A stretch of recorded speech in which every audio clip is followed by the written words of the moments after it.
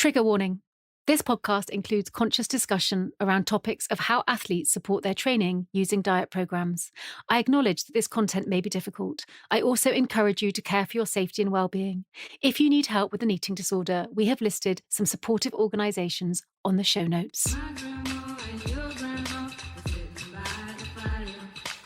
Hi, I'm Mika Simmons, and welcome to the Happy Vagina podcast. Coming up, we have Nicola Adams OBE, who shares with us all how she visualised her way into becoming Great Britain's greatest boxer, and why today her deepest burning desire is that all women feel invincible.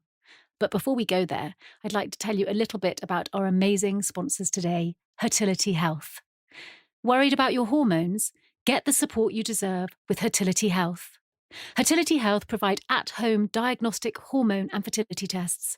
Complete their online health assessment and collect a small blood sample. You'll then receive a report with insights into your egg count, ovulation, and any fertility red flags.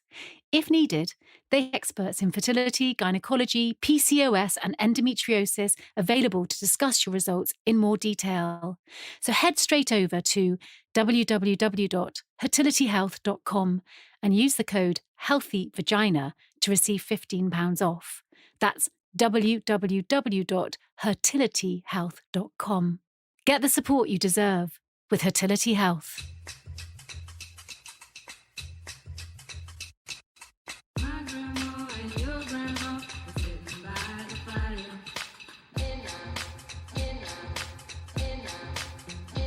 Welcome to The Happy Vagina, a podcast dedicated to celebrating pioneers in the female space, those who've made a difference in women's health, equality, and relationships. Each week, we chat to an inspiring human as they explore the experiences that completely change their outlook, choosing not only to educate, but also inspire and entertain. And today, on this very special live recording of the Happy Vagina podcast at Albright in London, we are joined by LGBTQ plus activist, pioneering female athlete, Olympian and Great Britain's most successful boxer, the Lioness herself, Nicola Adams OBE. Nicola, welcome to the Happy Vagina podcast. Thank you. And just to be really clear, that's not the greatest female boxer. That is Great Britain's most successful boxer all round. That's right, Isn't it?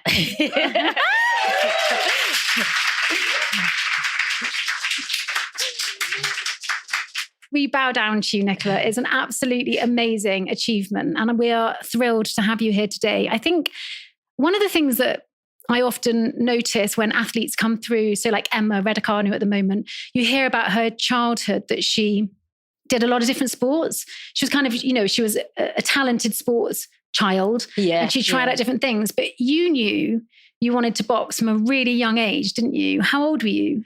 I was 12 when I first started boxing, and it actually happened all by accident. My mum couldn't get a babysitter one night for me and my brother, and she took us both down to an after-school boxing class that they had on at the same time, and I just absolutely loved it. I'd seen like reruns of Muhammad Ali and Sugar Ray Leonard, and I was envisioning like to myself that, oh wow, this must have been what it was like for them when they first went to the gym and they started boxing. It was, I just loved it.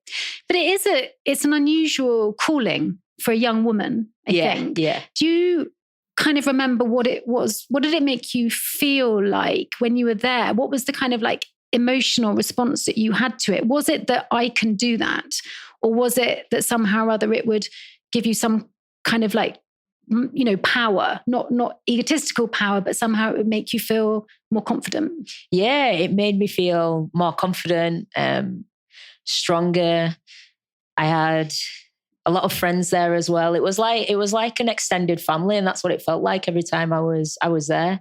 I'd see my coaches and the other boxers sometimes more than my family. Once I got onto the international stage anyway, because we'd live and train together Monday to Friday every week. So it was like a family, and it was just nice having, I guess, that kind of community where you all have this same love and passion. And we are going to come a bit later to the fact that wasn't necessarily something that you were getting from home. But there was a man in the trailer that we all just saw who said, she said she wanted to be world champion. Yeah. And I didn't tell her she couldn't. And it's a really interesting thing because he didn't say, yes, you can do it, but he also didn't say you can't do it. And I think for young people, often they are told they can't do it. What did he mean to you as a coach, that kind of him not holding you back or trying to convince you that you should do something else? Yeah, it meant a lot to me because the first day I actually started boxing, he got everybody around the ring because I was the only girl in the gym at the time. And he said to everybody, I've got one rule, you all listen to me and we're all boxers. And at the time I just thought, okay, cool, he's a coach, flexing his muscles. But now when I look back, now I'm older, I understand why he said that, because women didn't box. I was the only girl in the gym. So he never treated me any differently to any of the other boxers. If they did 10 press-ups, I had to do 10 press-ups. If they went for a mile run, I had to go run as well. So, but I liked that because it just made me feel a lot more included. I never felt separate from the boys in any way. We all did exactly the same. And that is one of the things that you mention in the documentary, Lioness. You say that you were one of the only Black people in your community and you had some bullying because of that. So being part of must have meant a lot to you at that time. I know that you've said that you actively, try not to pigeonhole yourself by not so much by your gender, but by the color of your skin or by the fact you're gay. But I think it must have had an impact on your career. How was it for you? I think it was more in boxing. It was literally way more offensive being female than anything else I could have been, because it was such a male dominated sport. I was told so many different comments. Women belong in the kitchen. Why don't you choose a different sport? You're too pretty to box. All those kinds of comments. And some of the girls were told that they weren't allowed to train at the gyms. They went to gym after gym after gym, didn't accept female boxers. It was just a real hard struggle. And as a kid, I was 12 years old, so I didn't really understand at first that women didn't even box. I just assumed that women, did whatever they wanted to do. That's what you think. You can be anything in the world. You can go, and be an astronaut, and there's nobody that's going to say no to you. And because I guess I went in there with that mindset when I was younger, I didn't understand I think if I'd have been a lot older going into boxing, then I'd have understood a bit more why there was so much pushback. But going in there so young, I just couldn't get my head around why women weren't allowed to box. It wasn't that we were trying to take over the men's boxing. We wanted to box against other women and we just didn't see why we weren't allowed to do so. And there's a moment as well where I think it's when you won Olympic gold and you were fighting Can. And you talk about being frightened and starting to think, I can't do it. And that you were so determined to win. I don't know if this is like a really obvious question, but like, what would it have meant if you'd have lost? Like, what was the thing? I know that, I think one of the things that we're talking about as well is that not so much today, but back then, ambitious women were not actually welcomed. It wasn't something that women were allowed to be ambitious, that time ago. But I just wonder what that kind of nugget was for you that was like, I can't lose this. What would have it meant if you'd have lost? Oh man, I don't even know what I'd have done if I'd have lost. Because 10 weeks before the Olympic Games, she actually beat me in the World Championships. And then I went on to beat her in the finals of the Olympic Games. But I literally spent the next 10 weeks focusing on how I was going to beat Ren Can. I got all the guys that I used to spar with, I got them to imitate her style. We changed the game plan of the tactics that we were going to do. I pretty much adapted my style just to beat her. And I only wanted to beat her as well, because I've beaten everybody else there 5 or 6 times already. I wasn't worried. I wasn't worried at all. Yeah, whatever. Yeah. I was like, first gear, that's it. It's cool. And I just wanted to be able to say that I'd beaten the best, that nobody else beat her in the Olympics. And then I went on to beat somebody else I'd beaten before. I wanted to be able to say that, I am the best in the world, and I've beaten the best in the world. Mm-hmm. And you have. And you are. Yeah, we can clap again. Absolutely. So until I think 1994, amateur female boxing was banned in the UK, and you were kind of around when they were fighting for that to be overcome. And again, in the documentary, one of the things, there's this really beautiful moment where you're almost laughing at one of the reasons they gave. So one of the reasons that they said that women shouldn't box is because we have periods. Because a woman has a menstrual cycle, it means that a woman is not grounded, sort of like, is it that we're over emotional? Is that what the thing was? That the exact words were, we were too unstable. Unstable. That was the one. Unstable. And we might pass out walking up the steps to the ring. I mean, and that smile that you've got on your face right now is the smile that you've got in the documentary. But I kind of imagine that it wasn't funny at the time. Yeah, we were just like, I was just in shock. I was just like, really?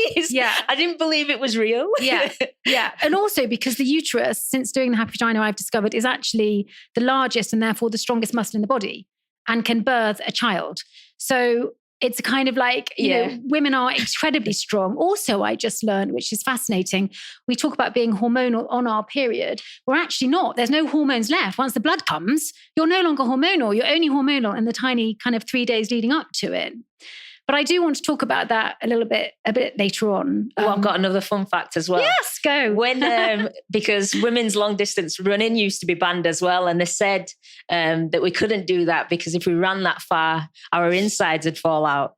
So, and that wasn't that long ago neither. So, seriously, sorry, just during a period or just in general? In general. I mean, what's really interesting about this is that obviously in the Victorian period, the doctors did believe that our wombs wandered around our body and bumped on different visceral organs trying to get its way back home. And this is no joke. Nicola, honestly, they used to hold candles underneath the vagina canal because they believed that the womb was attracted to nice scents. And that if they did that, the womb would come back down into place where it belongs. So considering the patriarchal medical system seemed to believe that our gynecological reproductive area was not very stable, I'm not surprised they thought it might fall out, because if it wanders around, why don't it just pop out?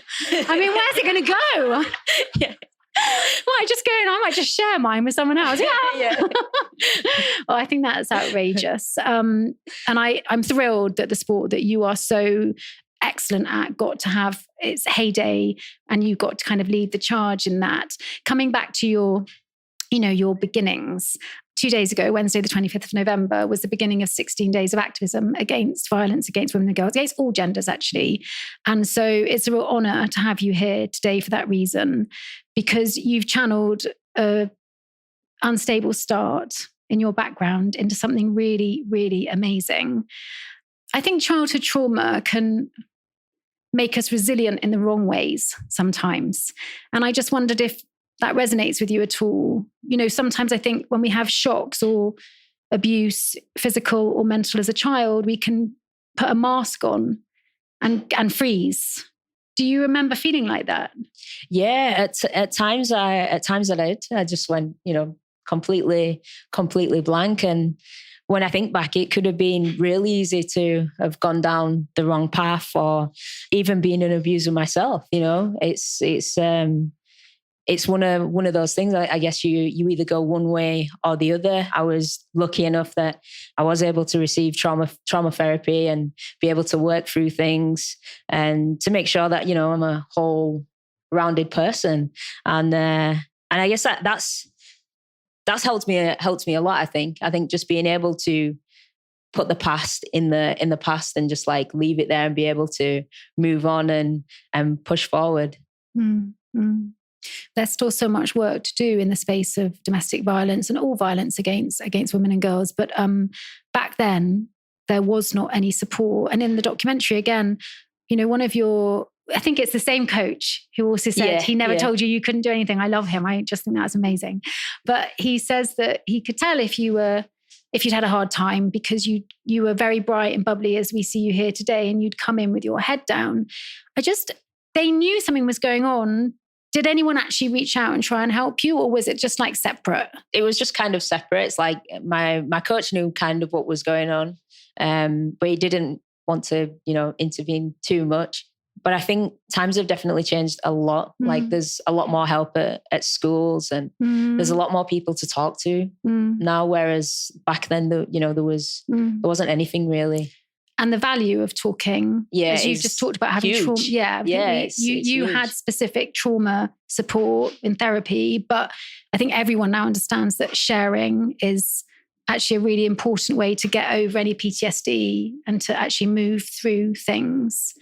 I think that being an athlete is something that everyone in this room knows little about, really. And I would love you to share some of the positive skills that you might have learned as an athlete to become a resilient human being. Like, what were the things that you learned through being a young boxer? It gave me confidence, taught me how to goal set. So I even now, even though I'm not using it for like a boxing career, even just my day-to-day life, visualization, goal setting, it's taught me how to achieve things that I want to achieve, even if it's not possible. Because when I was in my boxing career, women's boxing was only an Olympic sport in 2012. So to go from having a career that I really wanted to pursue and it not being an Olympic sport, and then me saying, no, I am going to make it an Olympic sport and I am going to win a gold medal, it just gives me that belief that whatever I put my mind to now, I know it's possible. Like, impossible is nothing. 2012 was a good year, is when we hosted the Olympics. And one of the things that happened, as far as I remember, is that the government poured a whole lot of money into our Olympic teams. I think so we didn't leave without any medals, which is probably quite a wise choice. But I think that they kind of like woke up a bit, because before that, we didn't really win that much. Do you remember seeing a significant difference in funding for you around that time as you were moving into the home hosted Olympics? Yeah, it was huge. I think that was one of the most medals that we'd ever received. It was unbelievable, unbelievable. And I guess that just showed, with a bit of funding, how much we can achieve. We were up there with the likes of China, the USA, that absolutely received everything. I've been to their training camps and their facilities, and it's unbelievable. I mean, if you were a kid, it's like walking into Toys R Us or something. It is insane. They have everything you could think of. The gyms, the setups, unbelievable. And what the funding boosted for us was just put us on a level playing field. And even though we've got a smaller pool of people to work from, it just shows with the right facilities, you can achieve so much. And has that money continued to be put into all sports, or has it kind of like ended up going back to the most popular sports? It actually goes into all sports. So how it works is it depends on how many medals you get to how much funding you get. So if you're a sport that's achieving loads of medals, then you get loads of funding. Right, okay. And then how it works for the athletes, grade A funding is if you win a gold medal in the World Championships or you medal in the Olympics, and then it goes down like B, C, D, E. So that's how. So everybody gets a chance to work their way up to the highest amount of funding. Yeah, except for if you're not winning, then you get less funding, and then you can't kind of like get through the glass ceiling to win the medals. But I understand why it works that way.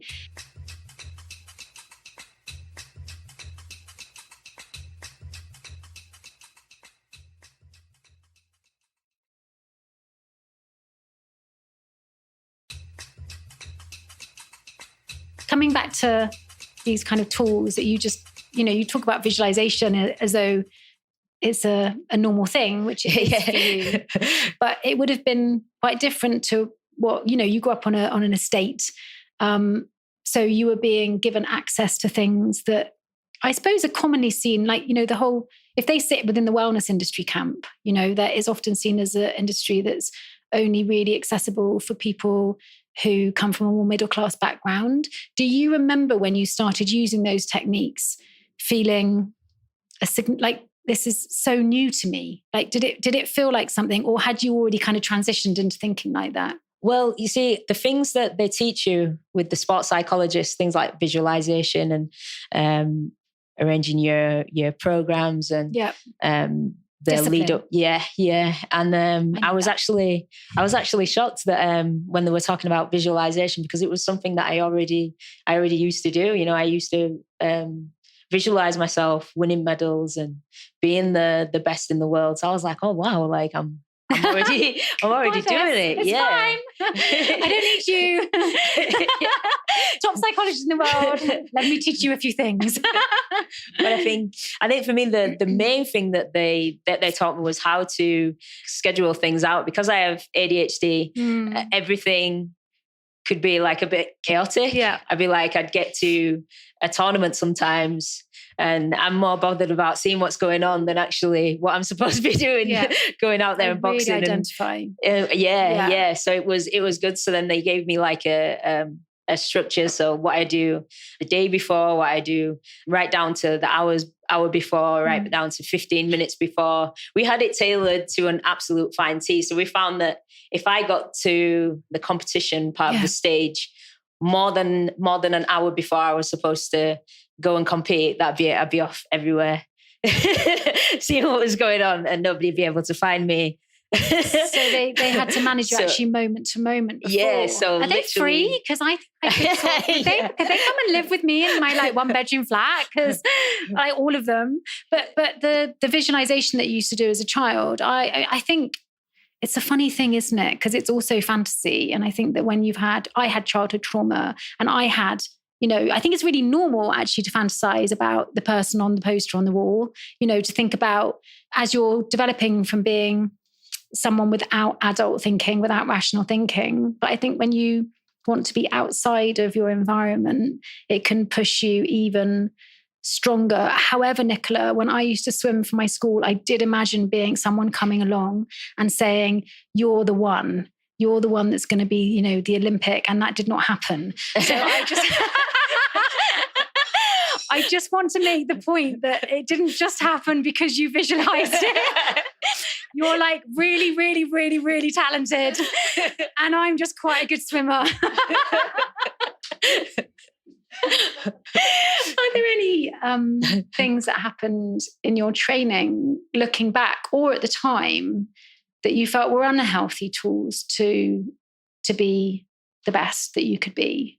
Yeah, I think because it's a weight controlled sport, they were very strict on what you were allowed to weigh all the time. So whatever weight division you were in, you had to be within 5% of your weight. So I used to box at 51 kilos. I think it's about 8 stone. And I was never allowed to be more than 53.5 kilos at any time.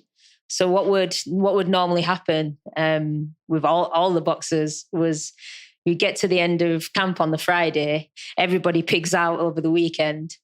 You step on the scales, you check your weight, you're like, oh crap, I've got to get my weight off by Monday. You go running to try and get your weight back down for the Monday, because the weigh you in on a Monday afternoon when you get into camp to see whether you're at the right weight, and then they weigh you every morning while you're there after that. So you're always in this battle of, I want to eat this, but then I've got to try and make weight again. I think that was the biggest battle, I think. So just to be super clear, you boxed as an amateur and then you became a professional boxer. And were you boxing at the same weight for both of those careers? Yeah. And what would you say your natural weight is? I'd say like now, I don't really know what that means. I'm slightly nervous to say it because I think that whole area is slightly complicated. But what would you say you should have been?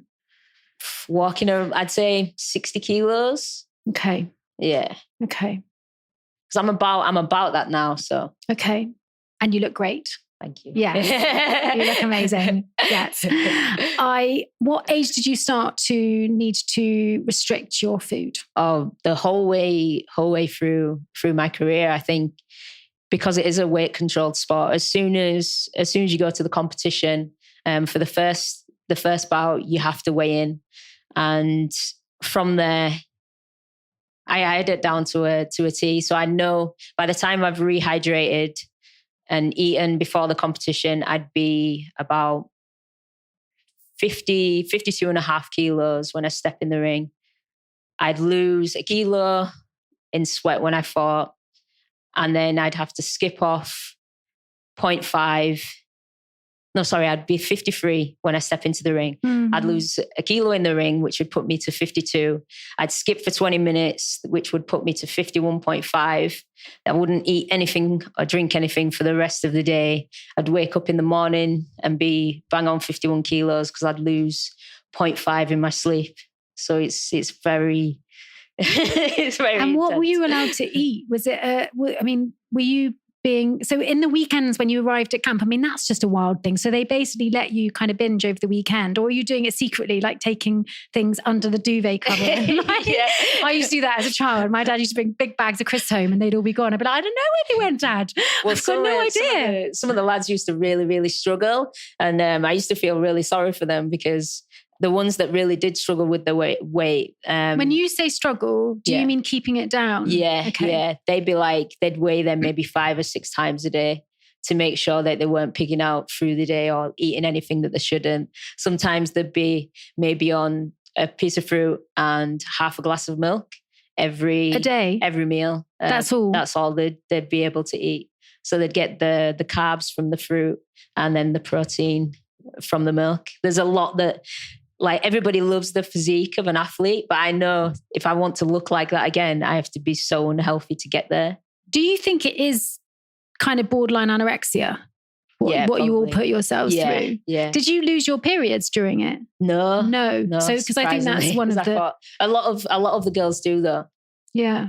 Yeah. You mentioned to me when we had a chat before that they offered you to freeze your eggs. Yeah. Is that something that they offer for, you might not know the answer to this question, but I wondered if it's something they offer to all female athletes to every female athlete or to all female athletes who are having to restrict what they eat? Like, I'm interested, I don't know. I've got no idea. I don't know actually. It's just something that you experienced. Yeah. We get offered to freeze our eggs just so if you want to, go on in competition into your late 30s, you don't have to think, oh my God, my egg clock is ticking or whatever. I could just put them on ice. Well, leave them there. Yeah, and what an amazing thing. I think I mentioned to you that we had Dr. Zoe Williams on the podcast 2 weeks ago, and she was saying that she doesn't think we're going to have sex to procreate in the future. I had a mini heart attack because before she finished, she said, we're not going to have sex. I went, oh. But I didn't let her finish. But she was actually saying that she thought that, in the future that women at 20 will freeze their eggs, that will be the future for us. And I'm jealous of you that you got the opportunity to do that and that someone kind of offered that to you. And I think it's a really fantastic thing to be offering young women. You feel safe, right? Yeah, because I thought that was something that was just offered to everybody anyway, that if you want to pursue a career or whatever you want to do in life, then you can just, go get your eggs frozen and don't have to worry about having babies so soon, because I think that's a big pressure that's always put onto women to have kids and make sure they do this over their careers. And so I think it's definitely something that needs work on. I think gives you choice, doesn't it? Yeah, gives you choice. Yeah. And then you get to not go through years of people asking you if you're going to have kids. You can just shut it down. That conversation is over. They're in the freezer. Yes. They're fine. Just coming back to sort of food and diet, you've stopped boxing professionally. How is it for you now trying to be a normal, human like us without that kind of regime around you? It was really weird at first. Like there was nobody telling me what to do anymore. I'd be even when I'd go to the fridge and I'd open the fridge and I'd like catch myself thinking twice about what I was going to eat, and I was like, oh yeah, it doesn't matter anymore. I can eat what I want. Even in the gym, working out, and I'd be like killing myself on the treadmill. I'm like, hang on a minute, don't have to work that hard anymore. So I'm like turning the treadmill down. I think it was just little things like that, and just being able to do things with my friends and my family was really nice as well, because I've had to sacrifice weddings, christenings, birthdays for my sport, and now I'm able to go to all these functions and stuff, and it's really cool. But it was a big adjustment. Have you found it difficult to keep your weight at a stage in a way that you're comfortable with it? Because I think that, so friends of mine that, for example, were ballerinas, when they stopped being a ballerina, they just couldn't actually, the restricting and what that does to their system means that they found that having a normal diet actually has a greater impact on them than it would do on someone else. Yeah, that was really, really difficult in the beginning, because I didn't know how much to eat, because I was used to having a nutritionist telling me what I was supposed to eat and when I was supposed to eat, how much I was supposed to eat. And then to go from that to nobody telling me anything, it was a struggle at first. So did you my just weight was eat going everything? Up, and, oh yeah, you just everything, like everything. I can eat for like days, like full pizza, large pizza to myself, easy, no problem. You like food. You're good at food. I'm a proper foodie. I'm good at food too. And sleep. Are you good at sleep? Yeah. Yes. But you don't miss it. You don't miss needing to be so controlling. Do you feel mentally happier today? Oh yeah, definitely. You do? It used to be so hard when whenever we used to go out to restaurants, like I either couldn't eat what everybody was eating, or I'd be sat there with a bowl of salad and everybody's, they're eating burgers, steaks, and yeah, it wasn't nice. So that's one of the biggest things that I don't miss, I think. But when you say it's hard, did it used to leave you feeling depressed, or were you still like so focused on what your goal was that actually it was difficult, but you knew what you were doing? It just used to make me like really hungry, like I mean, like literally just not a bad state for a boxer. Yeah. I used to just think to myself, like, I can't wait to weigh in, because then I can eat something. Like I think that's the mindset of every boxer. It's like, you just can't wait to weigh in. Then you can just eat food. And then up until then, you're just really, really grumpy and tired all the time, because you're not getting to eat what you want to eat. Yeah. Just coming sort of to the end of your career, your last fight, you lost a stone in 24 hours. Is that right? Yeah. It takes me about 2 years. Because then Christmas comes and then my birthday comes. And I know I'm making a joke of it, but I was slightly horrified when I heard that, Nicola, that you'd done that. Is that the most weight that you lost in a short period of time? Yeah, that was the most weight that I've lost. It was actually a little bit over a stone. I still to this day don't know how I managed to do it, but I did. But it wasn't safe. I shouldn't have lost that. Normally, I'd lose 10 pounds is easy in a night. That's you can function still. It's not too bad. But when I did that, I'd lost width, like way too much than what I should have. It feels like the sound that you get when you're underwater and your ears go like, I don't know how to explain that sound, sort of fuzzy. So that's what it feels like when you're submerged. Yeah. That's what it feels like when you lose that much weight. You can't. Like you're disappearing. Yeah. Because you were disappearing. Yeah. Like going onto the scales, my coach had to stand behind me in case I fell over. And they still put you in the ring. Yeah. I say put you. I mean, my next question really is, Nicola, is like, how was that you? Was that your decision, or did you feel under pressure to do it? Well, it was a bit of both. If I didn't do that fight, I would have lost my title. So I didn't want to lose my title. So I said that I wanted to fight.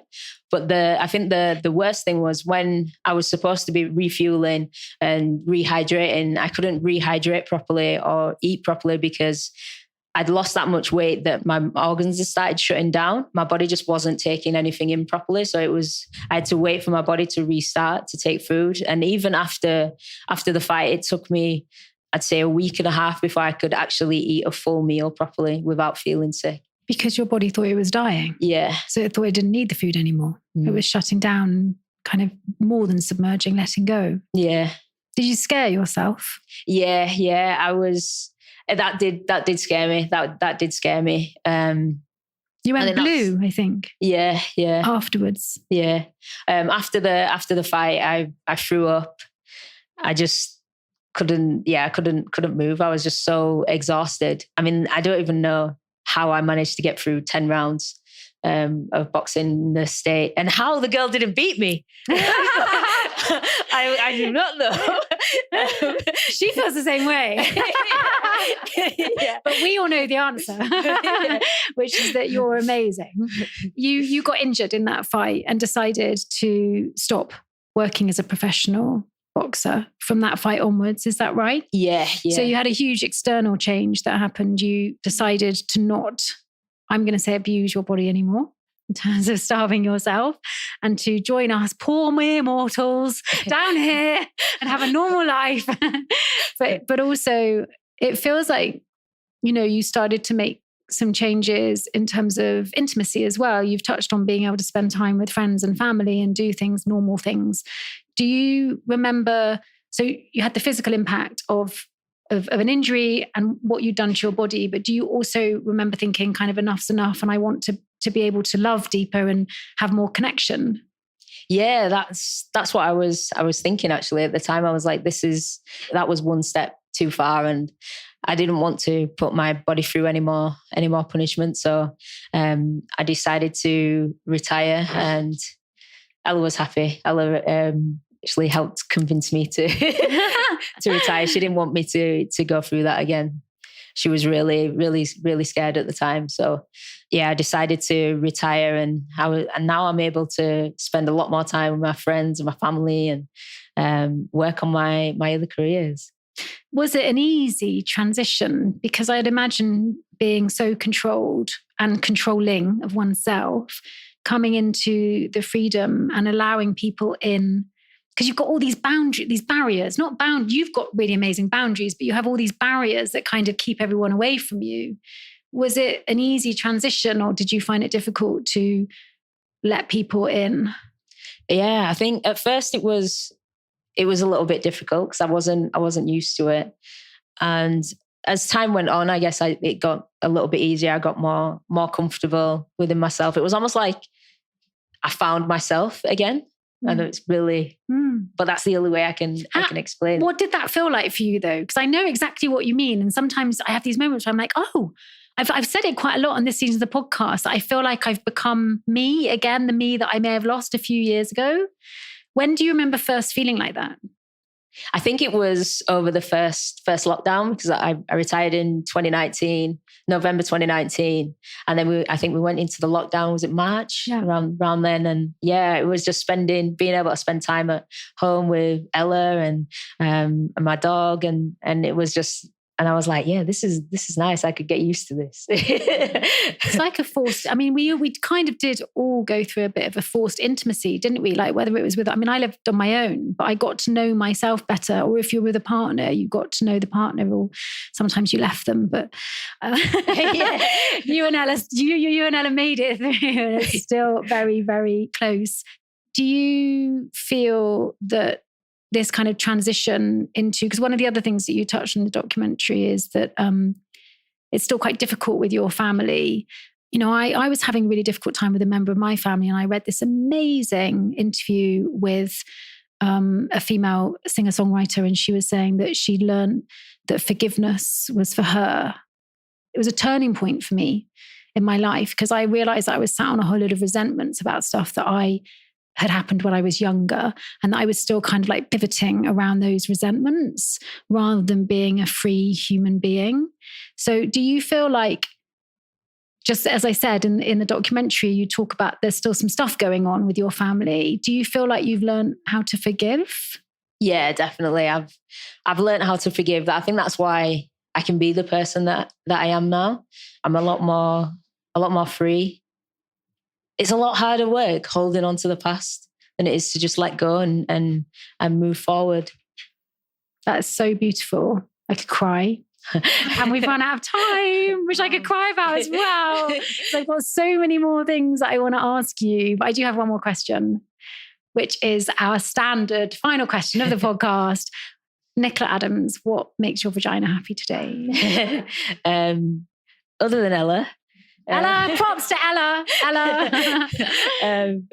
I think just being able to be kind to myself and, looking after myself, staying healthy in mind and body, and helping other women to just feel invincible too. I think everybody deserves to feel invincible at some point in the life. So that's what makes my vagina happy. Yes, everybody deserves someone in their life that will not say to them, you can't do that, who believes in them 100%. And you give that back to a lot of young women and to women that don't know you. Thank you for all you do, Nicola Adams. Thank you.